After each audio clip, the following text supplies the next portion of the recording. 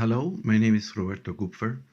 I decided to make this video because I was Jehovah's Witness for 15 years and I think I know well the beliefs of that group for all the angles. I was expelled from that religion years ago, so I know what people who are expelled from this religion live and are experiencing right now. And that's my goal, to reach all those people who are suffering because they were expelled and no longer belong to anything. They are cut off from this reality, out of everything. That is a very miserable state, low, painful.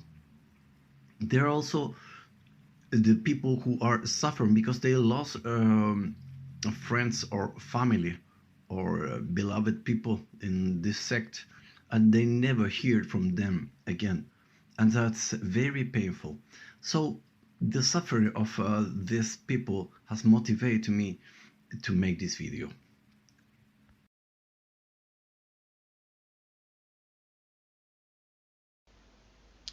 I'm going to tell you several things about Jehovah's Witnesses that you probably don't know, or maybe you know as well as I do, but it is good to express them open and clearly.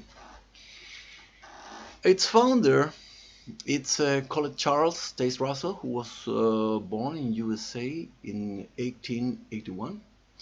I'm going to tell you about his something about their beliefs. First, they are based on the fact that the Bible, that fat black book, the Old and the New Testament, they say that it is the oldest book of humanity, that there is only one truly or true God, and his name is Jehovah.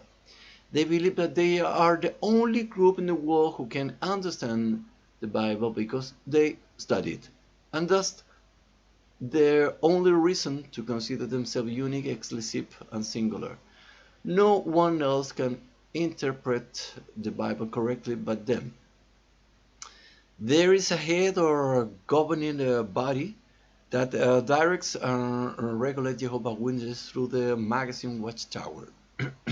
Surely you have here already if you have family or friend in that religion. They are distinguished by their preaching from house to house or door to door. Today that has changed. You can find them on the street exposing their magazine despite insisting that this was the most sensitive aspect, and they consider themselves a theocracy. That is, it is not a government of men but of a God.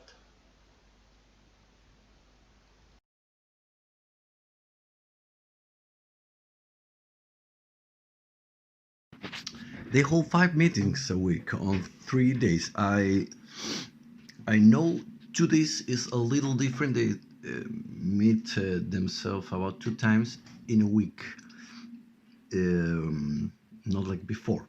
Besides, they have some big assemblies, 4 times in a month.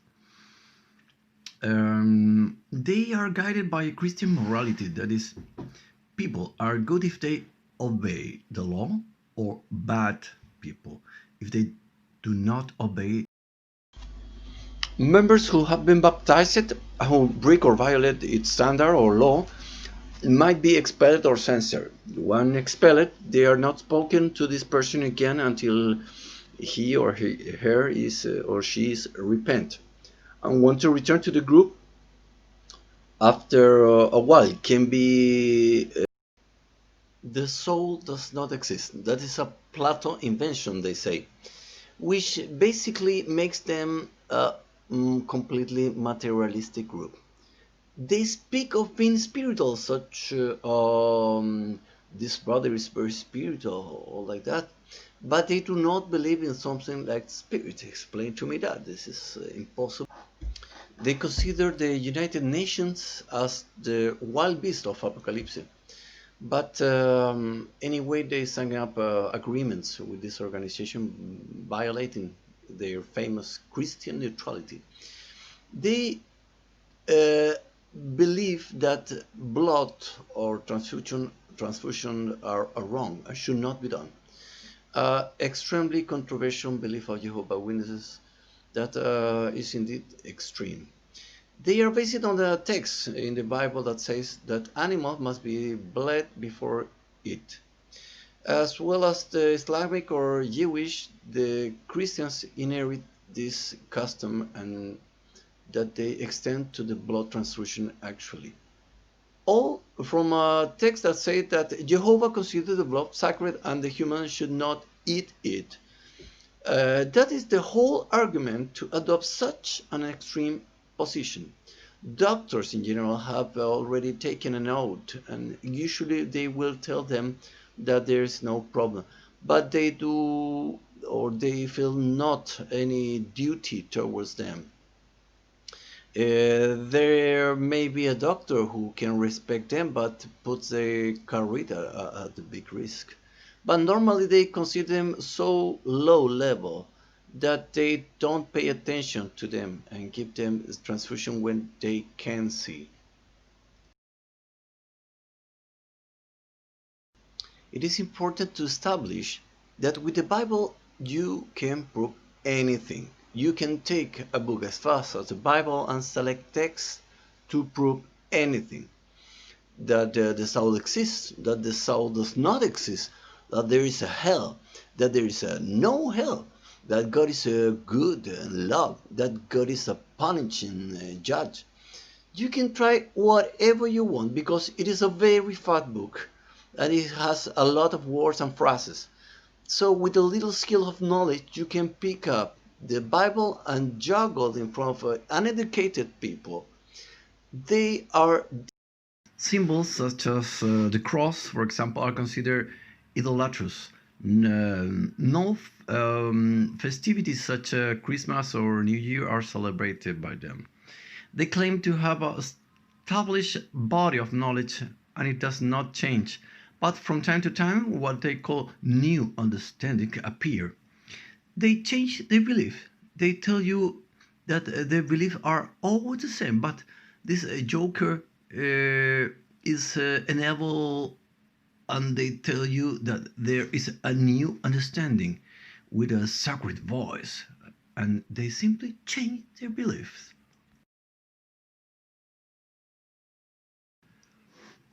They believe in a famous Armageddon, the wrath of God against humanity, where Jehovah is going to destroy these disobedient bugs because they had to obey at purpose.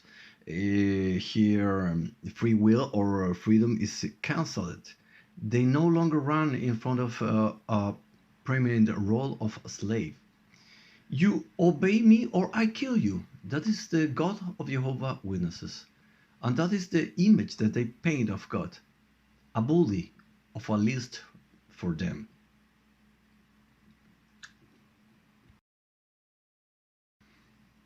They preach and live according to the end of the world. Again, with this idea, a group that lives under this belief, you can imagine how their attitudes and mind are. They live to believe in this end of the world. There is probably an end of the world as there has been before, but that does not mean that you should sit and wait for a possible end of the world. You have to live your life in addition to all these warnings and situations. There is a kingdom of 1,000 years where they will only live on earth physically in peace and in quiet with the crocodiles, the lions, the cougars, all in peace.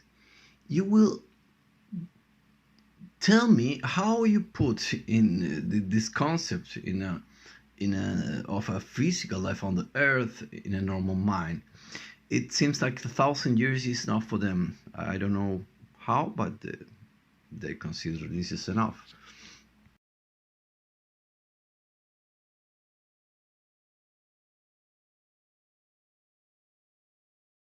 They consider themselves like second-class Jews. This is not a criticism. They explain it this because They take an illustration from the Bible where the master of Jesus rejects the two children for being rebellious and does not recognize it, and invites the Gentiles or unbelievers to. Let's talk about a little about the custom or habits of Jehovah's Witnesses. As we said, they meet 3 or more times in a week, and in their meetings, everything is seen as seen by a religious, a moralist, a person who reads the text and applies them as a law without further interpretation. That is to say, fashions are seen as something wicked, worldly, libertine, and so on, always creating a thick wall of separation between those on the outside and those of the inside.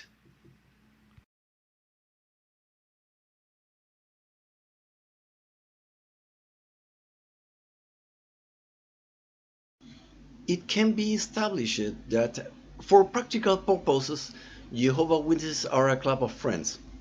Be careful with this sentence. Without this camaraderie that is encouraged a lot in their daily life, they would not exist. So they get together to have parties, roast food, etc. In their meetings, they have an important space where they validate themselves for their achievement in oratory or preaching. What a good preacher, brother! It was so good, or sister. What a good average of preaching or magazines you put on the street, or how much um, disciples you brought here in the room, etc. They are validated there within them. In that small space, they receive the whole validation, and that generates a whole teeny world.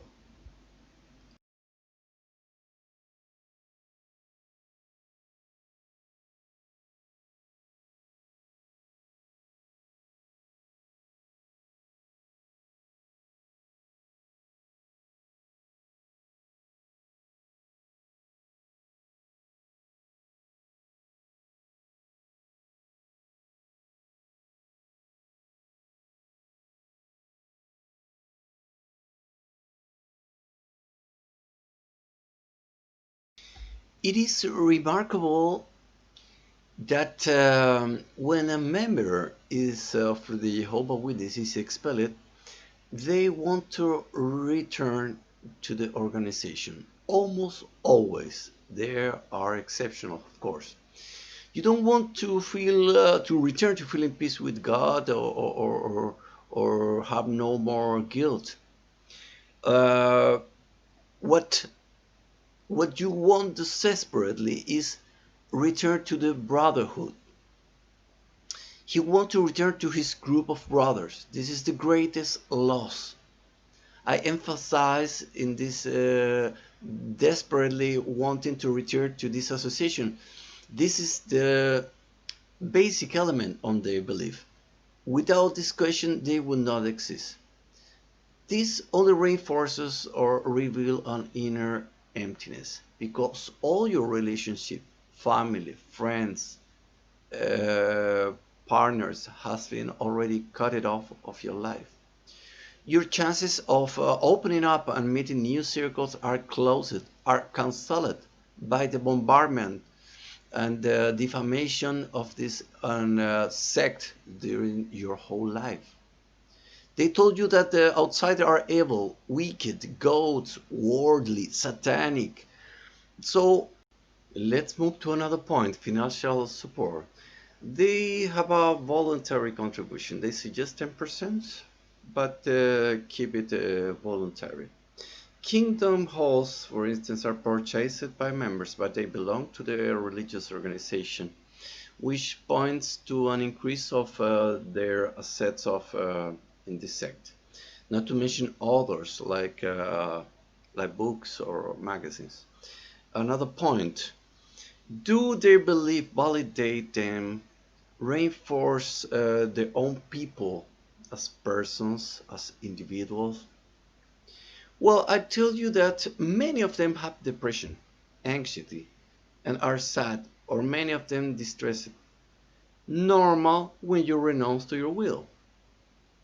They lead of a rather low level. They do not develop because it is not worse in because the end of the world. There are no artists among Jehovah Witnesses. Maybe some exception, a kind of art. There will be. They proliferate where there is ignorance. At this point, I tell you that an educated Jehovah Witness is more likely to stop being Jehovah Witness.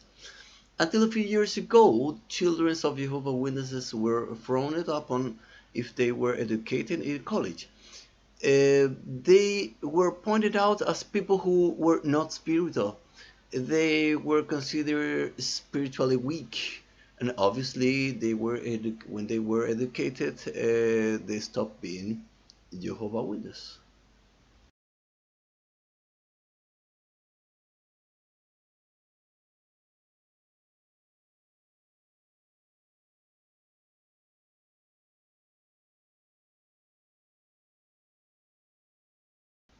It is very important to point out that a group that lives to threaten and announce the wrath of God, which is going to sweep away all disobedient humans, are only a few dots from being psychotics.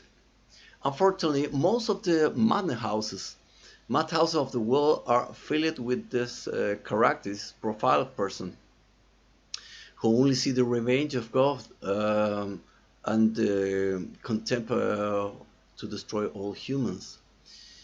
Go and do this check. I already did it. It's not my idea. They use a text from the Bible in the New Testament saying in John 15:19, I ask you not to take them out of the world, but to watch over them, because the wicked one, I mean, and the devil, Satan, they are not part of the world, just I'm not part of the world. Well, this is isolation, living with the belief that you have a natural fault and that you cannot reach God. There was a bridge, it is cut off, so you need them and Jesus to reach God. So that they believe that you are not part of the world and should not be, and that you have a natural fault. It is a luxury bomb. It will create a very powerful mental separation. It will condition you for the rest of your life. A person who believes this thing will live at a very low level. This is not pleasant at all. We could add to this cocktail of belief the bad guy of the movie, Satan with his devils or demons. How do you think a person who lived with this disconnection with other humans now have also fires a terrible enemy? Notice that is so bad that he has managed to make some people not to believe in him. Okay? Do you understand what's going on here? So this cocktail is great to achieve a luxury conditioning, a separation. I don't know how much you know this religious, but you can see in their eyes. Look at their eyes. There is something distinctive, and it is honestly very ugly and sad, of course. When you understand the belief behind this, you can understand it.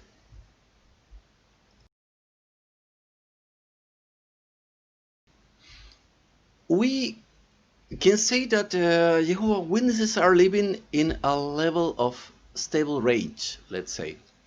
They do not accept people who are not like them. They are all wicked, evil, addicts, libertines, and they live in that corner furthest from a world.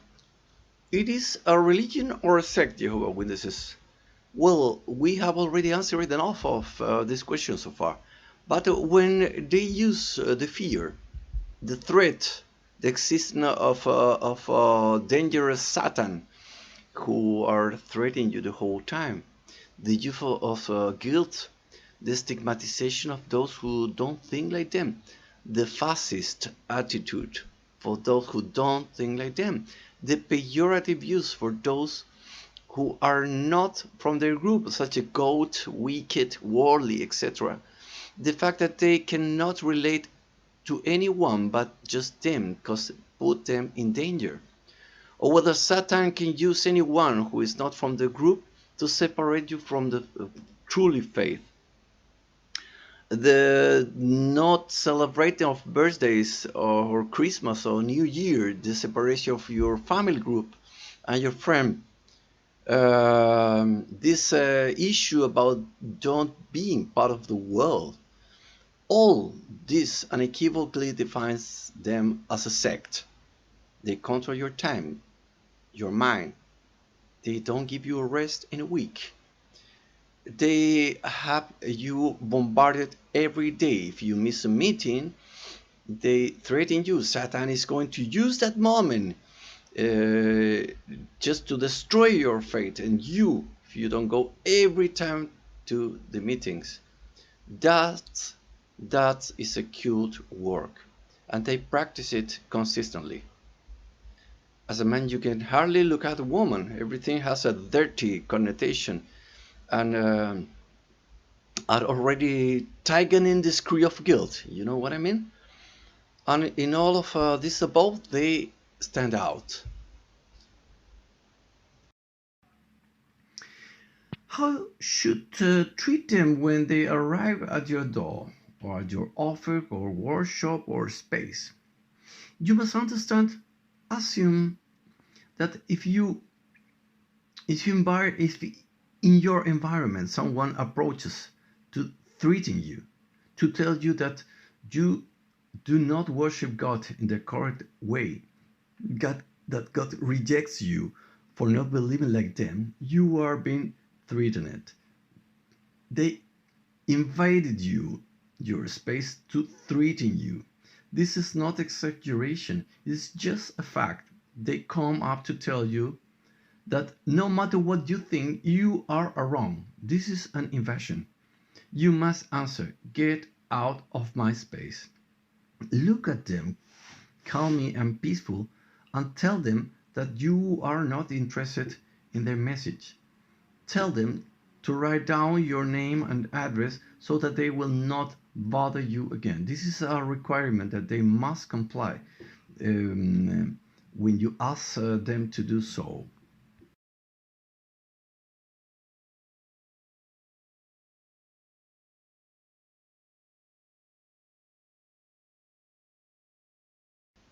It is important to understand that most of them are not bad people, as someone who goes with a hatred.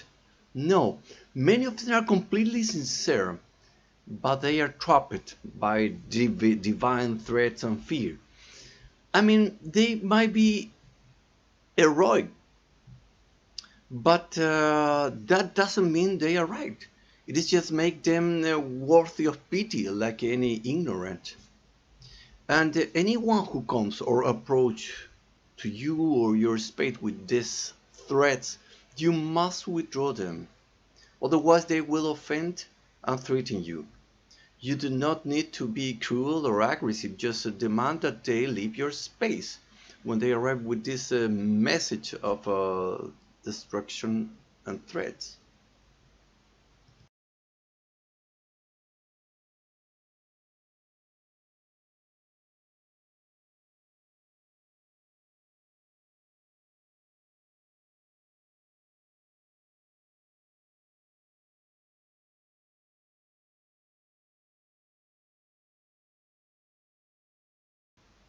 How you should act when a member of your family, a friend, a relative is being indoctrinated by this sect of Jehovah Witnesses?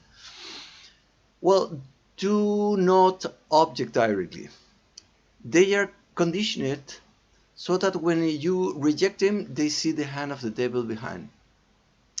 They have warned them about this kind of reaction, and they will see the hand of the devil. So they will think that here is Satan using my mom, my dad, my brother, my sister, etc., using them to manipulate or control me.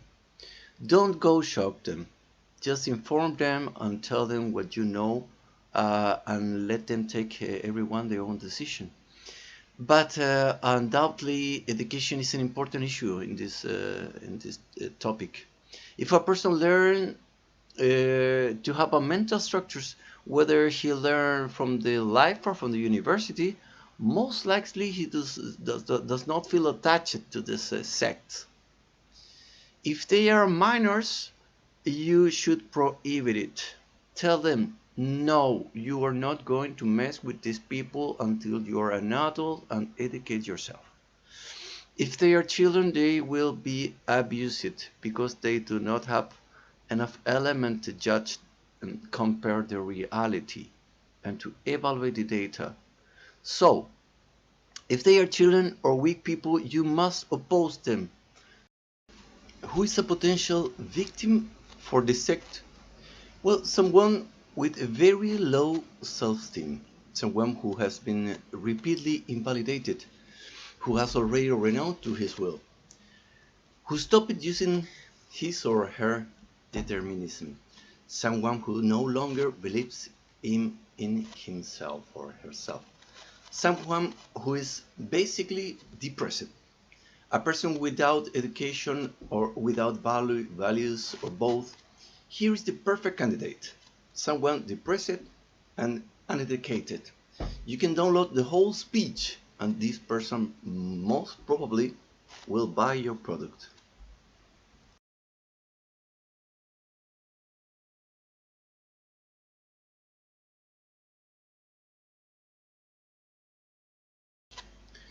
When can you converse or talk with a Jehovah Witness? Can you really dialogue with a Jehovah Witness? Well, they are conditioned to take a submachine gun and shoot you their message. Only if one of them doesn't bring the submachine gun, maybe you could have a chance. And communication fluctuates between two people and allow you to doubt or ask questions and raises a question. Then maybe you could dialogue. This is rare, but it's possible. I myself was like this once. If a Jehovah Witness is asking questions, it's because he is doubting the structure that he already has is broken, is coming down. The fantasy that he has been holding is no longer